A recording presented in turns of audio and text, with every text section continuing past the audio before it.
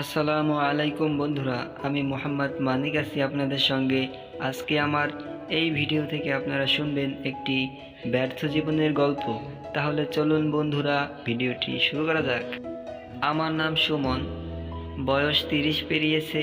কিছুদিন হলো জীবনের প্রতিটি ধাপে ব্যর্থতা যেন আমার সঙ্গী।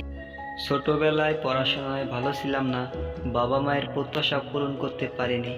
মাধ্যমিক পরীক্ষায় ফলাফল খারাপ হওয়ার পর সবাই বলছিল এই ছেলেটা জীবনে ভালো কিছু করতে পারবে না। তারপর কলেজে ভর্তি হলাম, ভাবলাম এবার হয়তো নিজেকে প্রমাণ করতে পারবো, কিন্তু বাস্তবতা ছিল অন্যরকম। পড়াশোনার পাশাপাশি টিউশনি করতে হতো, কারণ পরিবারের আর্থিক অবস্থা খারাপ ছিল।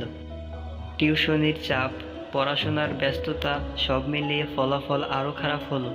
বিশ্ববিদ্যালয়ে পড়তে ইচ্ছে ছিল, কিন্তু ভর্তি পরীক্ষায় টিকতে পারিনি। তখন ভাবলাম একটি চাকরি করে পরিবারের পাশে দাঁড়াই, কিন্তু চাকরি খুঁজতে গিয়ে বারবার ব্যর্থ হলাম, কারণ অভিজ্ঞতা না থাকলে কেউ চাকরি দিতে চায় না।